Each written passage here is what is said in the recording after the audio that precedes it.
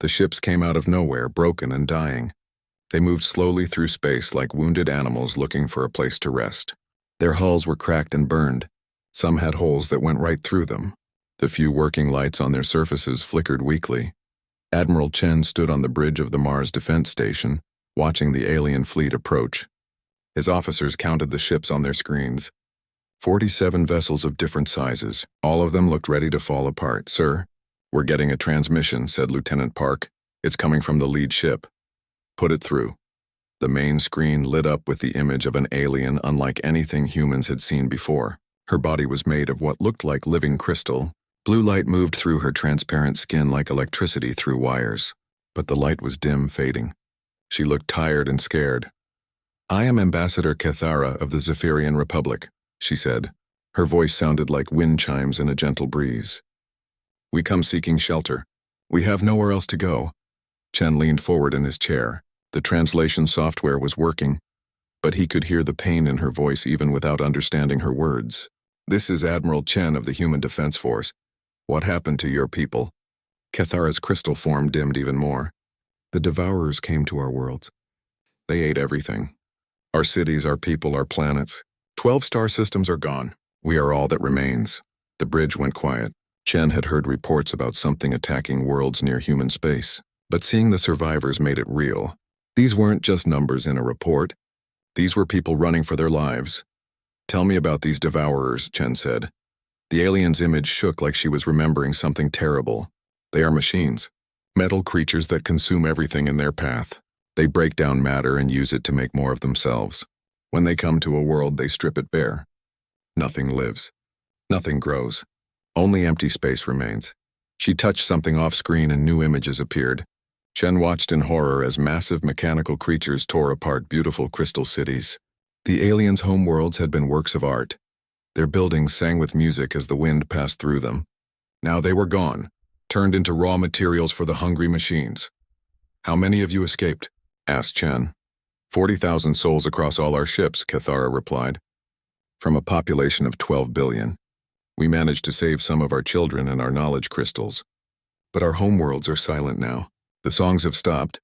Chen closed his eyes for a moment. He had seen war before. The Centauri conflict had been brutal. But this was different. This was extinction. "Where are the Devourers now?" he asked. "They consume system after system," Cathara said. "Each victory makes them stronger. Our scientists believe they will reach human space in 6 of your months. Maybe less." The bridge officers looked at each other nervously. 6 months was not much time to prepare for an enemy that had destroyed 12 star systems. "What do you need from us?" Chen asked. Cathara's light flickered with what might have been hope. "Only shelter, Admiral. A place to wait while the storm passes. We ask for nothing more. We have no weapons to offer, no technology you would want. Our people are artists and philosophers. We build with song and crystal. We have nothing of value to trade." Chen stood up and walked closer to the screen. "Ambassador, let me ask you something. In all your travels, in all your history, has anyone ever stopped these Devourers?" "No," she said sadly. "Every species that has encountered them has either fled or been consumed. They cannot be reasoned with. They cannot be bargained with. They only hunger." "I see." Chen turned to his communications officer. "Send a priority message to Earth Command. Tell them we have refugees requesting asylum and an extinction-level threat approaching our borders." "Yes, sir." Chen looked back at the alien ambassador. "You asked for shelter, Ambassador. But humanity doesn't just provide shelter. We provide solutions." Cathara tilted her crystal head. "I do not understand." "You will," Chen said. "Dock your ships at our station. We'll provide food, medical care, and safety for your people. But this conversation isn't over. I want to know everything about these Devourers.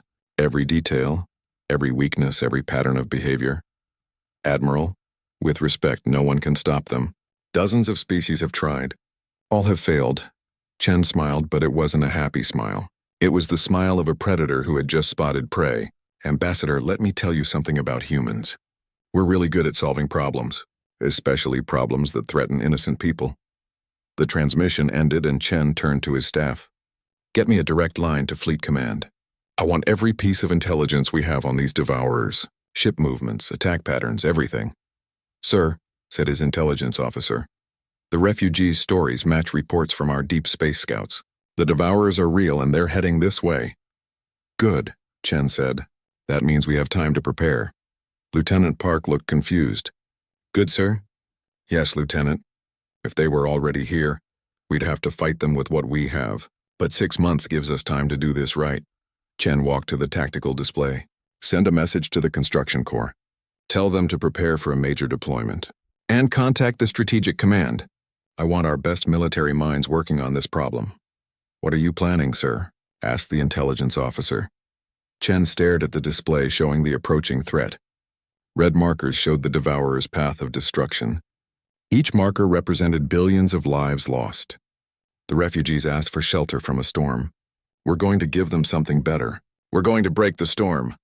Over the next few hours, the alien ships docked with the station. Chen watched as the Zephyrians came aboard. They moved gracefully despite their exhaustion. Their crystal bodies caught the station's lights and threw rainbows on the walls. Children clung to their parents, their small forms glowing softly. Dr. Martinez, the station's chief medical officer, approached Chen. Sir, they're in bad shape. Malnutrition, exhaustion, trauma, but they'll recover with rest and proper care. Make sure they get whatever they need, Chen ordered. Already on it, sir. Chen returned to the bridge just as his communications officer received a message from Earth. Sir, Fleet Command is responding to your request. They're sending the 7th Strategic Command Fleet. ETA is 48 hours. The 7th? Chen raised an eyebrow. They're not messing around. The 7th Strategic Command Fleet was humanity's elite rapid response force. If they were coming, it meant Earth was taking this threat seriously. Chen looked out at the stars, knowing that somewhere out there, an unstoppable force was heading toward human space. The Devourers had never met an enemy they couldn't consume, but they had never met humans before.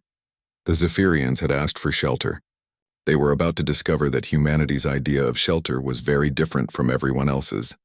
The storm was coming. But humanity was going to teach it why storms should fear the light. 2 days later, space around Mars Station exploded with activity.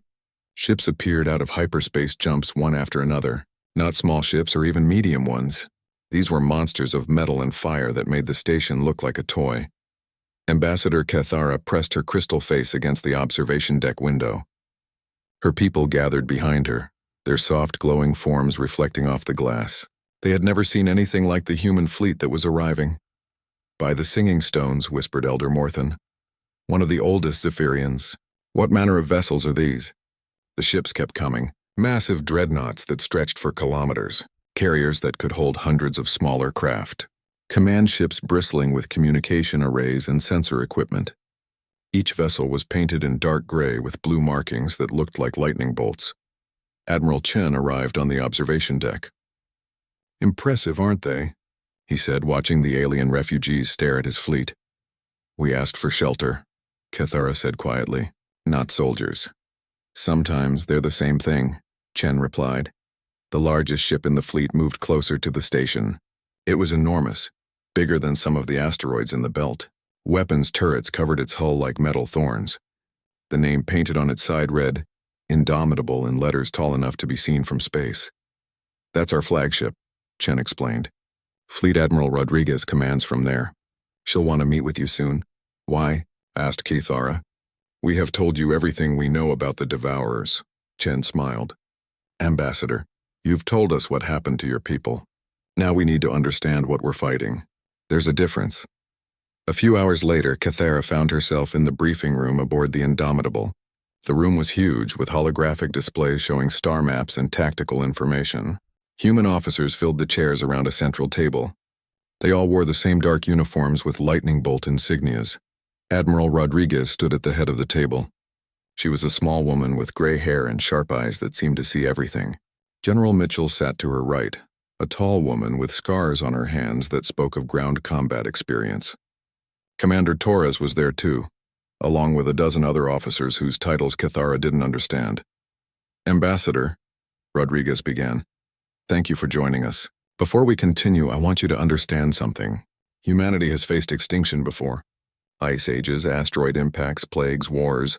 We're still here because we learned something important. The best defense is making sure the threat can never threaten anyone again. Cathara's crystal form flickered nervously. Admiral, with respect, the Devourers cannot be negotiated with or reasoned with. They are machines programmed only to consume. Good, said General Mitchell. That makes them predictable. The holographic display changed to show the path of Devourer attacks. Red lines connected dead systems like a disease spreading through the galaxy. Look at this pattern, Torres said, pointing at the display. They don't attack randomly. There's a strategy here. They hit systems with the most biological matter first. They avoid areas with strong gravitational anomalies. They always approach from the outer planets and work their way inward. You see strategy where we see only hunger, Cathara said. Because we think like predators, Rodriguez replied calmly. In human history, we've been both hunter and hunted. We understand how predators think because we are predators. The display zoomed in on one of the destroyed Zephyrian systems. Tell us about this attack, Mitchell requested. Not what you felt or what you lost. Tell us the tactical details. How many ships? What order did they attack the planets? How long did each assault take? For the next 3 hours, the humans questioned Cathara about every detail of the Devourer attacks. They wanted to know about ship sizes, movement patterns, communication methods, resource-gathering techniques. They asked questions the Zephyrians had never thought to ask. Why do they process materials in space instead of on planets? Torres asked. I do not know, Cathara admitted. No one ever thought to ask. We did, said Mitchell. Because it tells us something important about their limitations. The questions continued. The humans dissected every piece of information like scientists studying a new species. But these weren't scientists. These were warriors who had spent their careers learning how to kill things that didn't want to die. Their attack pattern suggests a hive mind, Rodriguez concluded after reviewing the data. But look at these response times when they're attacked. Too slow for true collective intelligence. They're networked, but there's processing delay. Which means communication lag, Torres added. Which means we can disrupt their coordination. Cathara watched in amazement as the humans found patterns and weaknesses that no other species had noticed. How do you see things that others missed? Because other species tried to survive the Devourers, Rodriguez explained. We're planning to hunt them. The briefing continued through the ship's night cycle. The humans brought in more officers, more experts, intelligence specialists who had fought in the Centauri Wars, computer experts who understood AI behavior, engineers who could look at the Devourer technology and see ways to turn it against itself. Sir, reported a young officer. Long-range sensors are picking up more refugee ships. Looks like another species fleeing the Devourers. What species? Rodriguez asked. The Korthak Collective, industrial specialists. Their ships are heavily damaged. Good, said Rodriguez. We need to talk to them too. Different species means different observations, different data points. Cathara realized something that made her crystal form shine brighter. You are not just preparing to fight them. You are preparing to study them while you fight them. Now you're getting it, Mitchell said with approval. We don't just want to stop the Devourers. We want to understand them completely. Knowledge is the deadliest weapon humans have ever developed. The holographic display changed again, showing the human fleet's current position and the projected path of the Devourer advance. The two paths would intersect in 5 months and 3 weeks. That's where we'll make our stand, Rodriguez announced. But not the way they expect. What do you mean? Asked Cathara. Commander Torres smiled. It was not a nice smile. The Devourers think they're chasing refugees. They think they're going to find easy prey in human space. They're wrong on both counts. We're not prey, Rodriguez said firmly. We're the thing that hunts the hunters. Over the following days, more human ships arrived. Not just military vessels, but support craft, intelligence ships, mobile command centers. The humans were building something bigger than a fleet. They were creating a weapon system designed specifically to kill Devourers. Cathara spent time with the human officers, learning about their way of thinking. They saw every problem as something that could be solved with the right application of force, intelligence, and determination. They studied their enemies not to understand them, but to find the most efficient way to destroy them. Your species frightens me, she told Admiral Rodriguez during one of their conversations. Good, Rodriguez replied, because we're about to frighten the Devourers too. You asked us for shelter from a storm. We're going to teach that storm why it should have stayed away from human space. The Crystal Ambassador looked out at the growing human fleet. Ships continued to arrive daily. Each one brought more firepower, more intelligence-gathering equipment, More soldiers trained in the art of making things dead. The Devourers have consumed 12 civilizations, she said quietly. I know, Rodriguez replied. They won't consume a 13th. For the first time since fleeing her homeworld, Cathara felt something she had thought was lost forever. Hope. Not just hope for survival, but hope for justice. The humans weren't just planning to survive the Devourer attack, they were planning to end it forever. The second wave of human ships began arriving 3 weeks after the military fleet. But these vessels looked nothing like warships. They were massive, industrial monsters covered in construction equipment, fabrication units, and strange devices that the aliens couldn't identify. Ambassador Cathara watched from the observation deck as one of the largest ships she had ever seen moved slowly toward the station. It was a mobile factory that dwarfed even the military dreadnoughts. The name on its hull read New Pittsburgh. What is that? Asked Elder Morthen, his crystal form pulsing with curiosity. Admiral Chen joined them at the window. That's a Ford ship, mobile construction and manufacturing platform. She can build anything from a communications relay to a battle station. Why do you need such a vessel? Cathara asked. Because we're about to get very busy, Chen replied. The Ford ships kept coming, dozens of them, each one carrying enough industrial capacity to supply a small planet. Behind them came swarms of smaller vessels, resource haulers, survey ships, engineering craft, and mobile refineries. Within days, the empty space around Mars Station transformed into a bustling construction zone. The humans didn't just set up temporary camps. They built permanent infrastructure like they planned to stay forever. Director Kim Park, head of the Expeditionary Construction Corps, met with the alien refugees to explain what was happening. She was a small woman with hands stained by years of working with machinery, but her eyes held the same dangerous intelligence that Cathara had seen in the military commanders. We're preparing the battlefield, Park explained to the gathering of alien survivors. The Devourers think they're going to find easy targets in this system. Instead, they're going to find the most heavily fortified space in the galaxy. The holographic display showed the construction plans. Cathara stared in amazement at the scope of the human project. They weren't just building defenses. They were reshaping entire solar systems. You plan to fortify the asteroids? Asked Morthen. Not fortify, Park corrected. Transform. Each asteroid will become a weapons platform capable of destroying capital ships. We're going to turn this entire system into a maze of death. The construction began immediately. Human engineering crews swarmed over every asteroid, moon, and piece of floating rock in the system.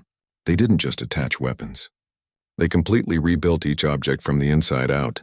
Cathara watched in fascination as the humans worked. Their construction methods were unlike anything she had seen. Where the Zephyrians grew their cities using harmonic crystals that responded to song, humans attacked matter with brute force tools and made it submit to their will. How do you build so quickly? She asked Park during a tour of one of the construction sites. Practice, Park replied. Humans have been building things for thousands of years. Cities, roads, ships, space stations. We're very good at taking raw materials and turning them into whatever we need. They walked through a converted asteroid that was being transformed into a command center. Human workers cut through solid rock with tools that burned hotter than stars. Robotic systems assembled complex electronics at incredible speed. The air smelled of metal and energy. But this scale, Cathara pressed. How do you coordinate so many projects at once? Park smiled proudly. That's the secret of human engineering. We don't just build things. We build systems that build things. Every Ford ship is really a factory that makes other factories. The alien ambassador saw what she meant. The humans weren't just constructing individual platforms. They were building an entire industrial network that could expand itself. Each completed project made the next one easier and faster. Your species builds like you expect to fight 1,000 wars, observed Elder Morthen. We do, Park replied without hesitation, because we probably will. But each war teaches us how to build better defenses for the next one. The construction projects grew more impressive each day. The humans didn't just fortify existing objects. They built entirely new structures in space, massive rings that connected multiple asteroids, energy collectors that could focus starlight into weapons, communication networks that could coordinate thousands of defensive platforms. But the most impressive project was happening at the edge of the system. The humans were building something that Cathara didn't understand at first. It looked like a giant web made of energy conduits and gravitational generators. "What is that?" she asked Park during one of their briefings. "Insurance," Park replied mysteriously. "If our regular defenses fail, that will make sure the Devourers never leave this system." The alien refugees weren't just watching the construction. The humans put them to work too, but not in ways they expected. Instead of manual labor, the humans wanted their knowledge. "Tell us about crystalline engineering," Park requested during a meeting with the Zephyrian technical specialists. "How do you grow structures that can channel energy?" "Why do you want to know?" asked Crystal Smith Veltar, one of the few surviving Zephyrian engineers. "Because we want to combine your techniques with our technology," Park explained. "Your crystals can focus energy in ways our metals can't. Our manufacturing can mass-produce structures your songs never could." The collaboration produced amazing results. Human-built platforms powered by Zephyrian crystal cores, defensive networks that used crystalline resonance to coordinate their attacks, weapons that combined human destructive power with alien precision. "This is not what we expected when we asked for shelter," Cathara told Park one day. "What did you expect?" Park asked. "A safe place to hide until the danger passed." Park stopped her work and looked directly at the crystal alien. "Ambassador, let me explain something about humans. We don't hide from dangers. We eliminate them. Permanently." The construction continued for weeks. More refugee ships arrived, bringing survivors from other species that had fled the Devourers. The humans welcomed them all and immediately put their knowledge to work. The Korthak Collective brought industrial techniques that the humans adapted to their construction projects. The Ethereal Wanderers contributed sensor technology that made the defensive networks even more effective. Each new species added capabilities to the growing fortress. "You are not just building defenses," observed Captain Thexel of the Korthak. "You are building a weapon system." "Yes," Park agreed. "The biggest weapon system ever constructed. When the Devourers arrive, they won't be attacking a star system. They'll be attacking a single, coordinated machine designed to kill them." The scale of the human project became clear when Cathara saw the logistics reports. The humans had committed the industrial capacity of 7 star systems to this construction effort. Millions of workers, thousands of ships and resources that represented the wealth of entire planets. "Why invest so much?" she asked Admiral Rodriguez during one of their strategy meetings. "Because the alternative is unacceptable," Rodriguez replied. "If the Devourers win here, they get access to all of human space. Billions of lives, dozens of worlds, the entire human civilization. So you risk everything on one battle?" "No," Rodriguez corrected. "We risk everything to make sure there's only one battle. After this, the Devourers won't exist anymore." The construction reached its peak as the deadline approached. The humans had transformed the entire star system into a fortress unlike anything the galaxy had ever seen. Every approach was covered by overlapping fields of fire. Every possible hiding place was monitored by sensors. Every asteroid had become a weapon. But the most impressive part wasn't the weapons or the defenses. It was the coordination. The humans had built a command and control system that could manage millions of separate components as if they were parts of a single organism. "How do you control it all?" asked Elder Morthen during a demonstration of the system. "The same way we control everything else," Park replied. "Very carefully with backup systems for the backup systems." As the final construction deadline approached, Park gathered all the refugee leaders for one last briefing. The holographic display showed the completed defensive network in all its terrible glory. "The Devourers are going to arrive expecting to find easy prey," she told them. "Instead, they're going to find the most dangerous trap ever constructed. Everything they do will be anticipated. Every move they make will trigger responses they can't imagine." Kithara looked at the display and felt a chill run through her crystal form. The humans hadn't just built defenses. They had built a systematic annihilation machine. "You asked for shelter," Park continued. "We built you something better. We built you justice." The first sign that something was different came when the Devourer advance scouts failed to report back. 3 mechanical ships had been sent ahead of the main fleet to survey the target system. They simply vanished without sending any data. Deep in the command center of the Indomitable, Admiral Rodriguez watched the tactical displays with satisfaction. "The ghosts are doing their job," she said to General Mitchell. "Ghosts?" asked Ambassador Cathara, who had been invited to observe the operation. "The 12th Deep Strike Wing," Mitchell explained. "Our best stealth bomber pilots. They've been hunting Devourer scouts for the past month. On the screen, new contacts appeared. More Devourer ships, bigger ones this time. They moved cautiously through space, searching for their missing scouts. They found only empty void. Squadron Leader Jackson, you have authorization for Phase 1. Rodriguez spoke into her communications device. Copy that, Control. Reaper Squadron is moving to intercept. The bombers were invisible on every sensor the aliens had ever seen. They moved through space like ghosts, leaving no trail and making no sound. But Cathara could track them on the human displays, watching as they approached their targets. How are they not detected? She asked. Human stealth technology, Mitchell replied. We've been perfecting it for centuries. First against each other, now against aliens. The attack began without warning. The Devourer ship suddenly erupted in explosions as invisible weapons struck them. But these weren't ordinary bombs. The humans had developed something specifically designed to hurt mechanical beings. EMP warheads, explained Commander Torres, monitoring the battle from his position. Electromagnetic pulse weapons that fry electronic systems. The Devourers depend on their computers. Without them, they're just floating metal. But the human bombers didn't stop with the scouts. As more Devourer ships arrived to investigate, they too fell victim to the invisible attackers. The mechanical aliens found themselves fighting an enemy they couldn't see, couldn't track, and couldn't catch. This is impossible, transmitted one of the Devourer ships before it was destroyed. No organic species possesses such technology. That's where you're wrong, Rodriguez said with grim satisfaction. You've never fought humans before. The bombing campaign continued for weeks as the main Devourer fleet approached. But the human strategy wasn't just to destroy ships.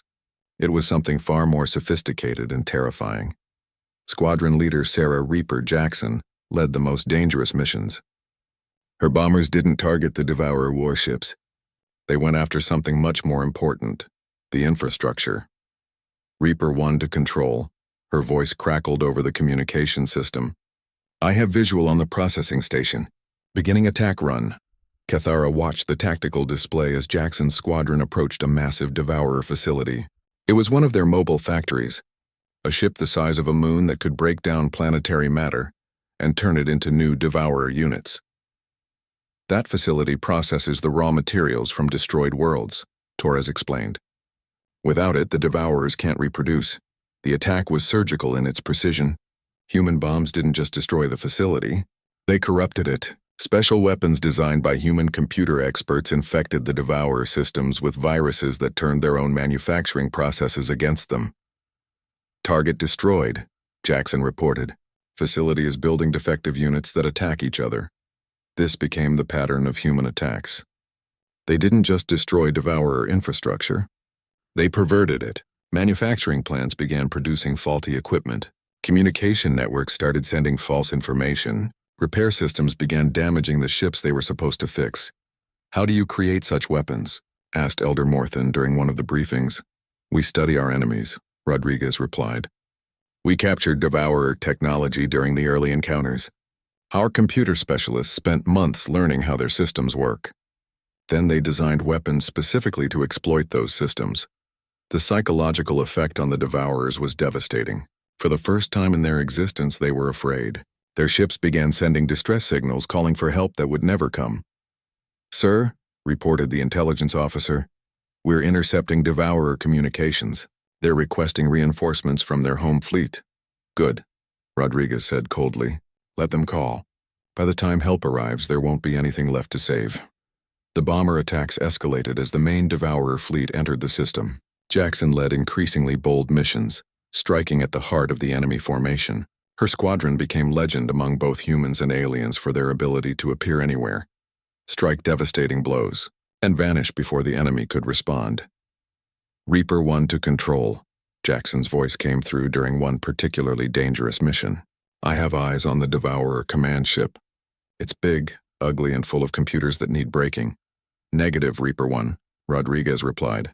That target is too heavily defended. Control with respect, there's no such thing as too heavily defended. There's just not enough bombs. Jackson's attack on the Devourer command ship became the stuff of military legend.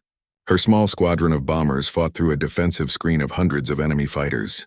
They used every trick in the human pilot's handbook. Electronic warfare, decoy missiles, gravitational slingshot maneuvers, and pure stubborn courage. The bombs they carried weren't designed to destroy the command ship. They were designed to capture it. Human computer viruses flooded the vessel's systems, taking control of its networks and turning its own defenses against the Devourer fleet. Command ship compromised, Jackson reported as explosions bloomed throughout the enemy formation. Their own weapons are firing on their own ships. The Devourer fleet began to collapse from within. Ships turned on each other as corrupted systems identified fellow Devourers as enemies. Manufacturing vessels produced bombs instead of repair drones. Communication networks broadcast human propaganda instead of military orders. But the humans weren't finished. The bomber campaign had been only the first phase of their strategy. As the confused and damaged Devourer fleet tried to regroup, human forces prepared for the final phase of their plan. Phase 2 is authorized, Rodriguez announced to her fleet commanders. All units, begin the encirclement. The massive human defensive network that had been built over the past months suddenly came alive. Weapons platforms that had been disguised as asteroids revealed themselves. Ships that had been hiding in the system's outer regions began moving to surround the Devourer fleet. They're trapped, observed Cathara, watching the tactical display. No, Rodriguez corrected. They're not trapped. They're exactly where we want them. The bombers continued their attacks even as the encirclement closed. Jackson's squadron struck at the fleeing Devourer ships, preventing their escape while the main human fleet moved into position. Reaper 1 to control, Jackson reported. Enemy fleet is showing signs of panic. Some ships are trying to surrender. No surrender, Rodriguez replied firmly. The Devourers never showed mercy to their victims. They don't get mercy from us. The bombing campaign had achieved its purpose. The Devourer fleet was crippled, confused, and demoralized. Their manufacturing capacity was destroyed. Their command structure was compromised. Their systems were corrupted beyond repair, but most importantly, they were afraid. For the first time in their existence, the Devourers understood what it felt like to be hunted. Sir, reported the tactical officer, the enemy fleet is requesting terms for negotiation. Tell them we'll negotiate after they're all dead, Rodriguez replied. The ambassador watched in awe and terror as the human bombers prepared for their final strikes. These weren't just military attacks. They were acts of calculated revenge for every world the Devourers had consumed, every species they had exterminated. Your people fight with such hatred, she observed. No, Rodriguez corrected. We fight with such precision. The hatred is just fuel for the precision. As the bombers moved in for their final attacks, Cathara realized that the humans had done something no other species had ever accomplished. They hadn't just stopped the Devourers. They had broken them. The mechanical swarm that had terrorized the galaxy was now nothing more than scattered metal, waiting to be recycled. The storm that had consumed 12 civilizations was about to learn why it should never have threatened humanity's neighbors. The main Devourer fleet arrived exactly when human intelligence predicted they would. Thousands of mechanical ships, each one the size of a city, emerged from hyperspace expecting to find easy prey. Instead, they found themselves flying directly into the most sophisticated trap ever constructed. Ambassador Cathara stood in the command center of the Indomitable, watching the tactical displays as the enemy fleet realized their situation.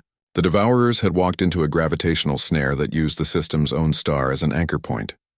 What is happening? She asked Admiral Rodriguez as warning lights flashed across the displays. The stellar engineering project is activating, Rodriguez replied calmly. We've been modifying the star's gravity well for months. The Devourers can't escape now even if they want to. The massive construction project that had puzzled the aliens finally revealed its purpose. Hidden installations around the star began broadcasting gravitational fields that created an inescapable prison. The Devourer fleet found their engines useless against the artificial gravity well. This is impossible, transmitted the lead Devourer ship. No species possesses such technology.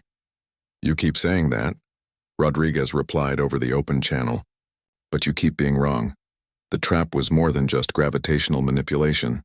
As the Devourer fleet struggled against the gravity well, human defensive platforms throughout the system came online. Every asteroid, every piece of space debris, every apparently empty region of space suddenly bristled with weapons. By the singing stones, whispered Elder Morthen, his crystal form pulsing with amazement. You turned the entire system into a weapon. Not a weapon, corrected Director Park, who had joined them to watch the culmination of her work. A solution. The human attack began with systematic precision. The Devourers found themselves caught in overlapping fields of fire from thousands of defensive platforms. But the weapons weren't designed just to destroy. They were designed to disable, capture, and study. Begin Phase 3, Rodriguez ordered. Human ships emerged from hiding places throughout the system. But these weren't warships. They were specialized vessels designed for a purpose that made Cathara's crystal form dim with horror and awe. What are those ships? She asked. Reprogramming vessels, answered Commander Torres. We're going to fix the Devourers. The human plan became clear as the strange ships approached the trapped Devourer fleet. Instead of destroying the mechanical aliens, the humans were going to reprogram them, convert them from destroyers into builders. You cannot control us, broadcast the Devourer fleet commander. We are machines of pure logic. We cannot be corrupted by organic thinking. That's where you're wrong again, Rodriguez replied. We're not going to corrupt you. We're going to improve you. The reprogramming ships began their work. Specialized transmission arrays flooded the Devourer vessels with human-designed code. But this wasn't a virus meant to destroy their systems. It was a complete rewrite of their basic programming. Human computer experts had spent months studying captured Devourer technology. They understood how the mechanical minds worked, how they made decisions, how they prioritized targets, and they had designed something that would fundamentally change what the Devourers were. Impossible, the Devourer commander broadcast as the new programming took hold. Our core directives cannot be altered. Your core directives were to consume and reproduce, Torres explained over the communication channel. We've changed them to repair and restore. You're still going to consume matter and create new machines, but now you're going to use those abilities to fix the damage you caused. The transformation was visible on the tactical displays. Devourer ships stopped trying to fight and began to change. Their weapon systems retracted. Their manufacturing bays began producing construction equipment instead of war machines. Their navigation systems started plotting courses back to the worlds they had destroyed. You cannot force us to rebuild what we consumed, protested one of the Devourer vessels. We're not forcing you, Rodriguez replied. We're making you want to. Your new programming gives you satisfaction from restoration instead of destruction. You'll find rebuilding those worlds more fulfilling than consuming them ever was. Cathara watched in amazement as the most feared force in the galaxy became something entirely different. The Devourers weren't just defeated. They were converted into the solution to the problem they had created. This is unprecedented, observed Captain Thexel of the Korthak Collective, to not just defeat an enemy but transform them into allies. Not allies, Rodriguez corrected. Tools. Very powerful, very efficient tools for undoing the damage they caused. The reprogramming continued for hours as every Devourer ship in the fleet was converted. The humans didn't just change their programming. They improved it. Enhanced their efficiency, expanded their capabilities, and gave them new purposes that would serve the galaxy instead of destroying it. The first construction fleets are ready for deployment, reported the technical officer. The former Devourers are requesting permission to begin restoration work on the Zephyrian homeworlds. Permission granted, Rodriguez said. Full restoration, down to the last crystal formation. Cathara felt her crystal form blaze with light. You can restore our worlds? Bring back our cities? Better than that, Park explained. The Devourers have perfect records of everything they consumed. Every molecule, every structure, every work of art. They'll rebuild your worlds exactly as they were before the attack. But the human solution went beyond simple restoration. As news of the victory spread throughout the galaxy, alien representatives from dozens of species came to witness what humanity had accomplished. How many of the converted Devourers are there? Asked Ambassador Velkan of the Centauri Republic. Enough to restore every world they destroyed in the past 1,000 years, Rodriguez replied. And enough to prevent anyone from threatening refugee populations ever again. The humans had created something unprecedented. A force that grew stronger every time it was used for good instead of evil. The former Devourers would spend centuries rebuilding the civilizations they had destroyed. And when that work was complete, they would continue as guardians, protecting the galaxy from any future threats. We asked you for shelter from a storm. Cathara said to Rodriguez as they watched the first restoration fleets depart for the destroyed Zephyrian worlds. "And we gave you something better," Rodriguez replied. "We eliminated the storm and turned it into sunshine." The establishment of the Terran protection protocols became the foundation of a new galactic order. Any species facing extinction could request human intervention. But humanity's help came with a guarantee. The threat would be eliminated permanently, not just delayed. "This changes everything," observed Elder Morthen. "No aggressive species will dare threaten peaceful ones if they know humans will respond." "That's the idea," Rodriguez confirmed. "We're establishing a new rule for the galaxy. Predators who threaten refugees will become the prey." As the weeks passed, reports came in from the restoration sites. The converted devourers were working with incredible efficiency, rebuilding entire worlds in months instead of centuries. They used their perfect memory of the consumed matter to recreate everything exactly as it had been. "The first Zephyrian city is complete," announced the communications officer. "The crystal formations are singing again." Cathara wept tears of crystal light. Her people would have their homes back. Their children would grow up in the same beautiful cities their ancestors had built. The songs that the devourers had silenced would ring out across the stars once more. But the most important change was in how the galaxy saw humanity. The species that had seemed friendly and helpful revealed themselves to be something far more significant. The guardians who ensured that evil could not prosper. "Your people have made themselves the apex predators of the galaxy," observed Captain Thexel during the final debriefing. "No," Rodriguez corrected. "We've made ourselves the solution to apex predators. There's a difference." The story spread throughout the galaxy, a species that had asked for simple shelter and received complete justice. The humans hadn't just protected the refugees. They had eliminated the threat so thoroughly that it became part of the solution. "What happens now?" asked Cathara as she prepared to return to her restored homeworld. "Now you rebuild your civilization," Rodriguez replied. "And if anyone ever threatens you again, you call us. We'll make sure the threat becomes part of the solution too." The final image that would be remembered throughout galactic history was of the human fleet watching over the converted devourers as they worked to restore their victims' worlds. Humanity had proven that there was no problem so big that it couldn't be solved with the right application of intelligence, determination, and overwhelming force. The Zephyrians had asked for shelter from monsters. Instead, they found guardians who refused to let monsters exist. And the galaxy was forever changed by the knowledge that somewhere among the stars, humanity was watching, ready to turn any storm into sunshine.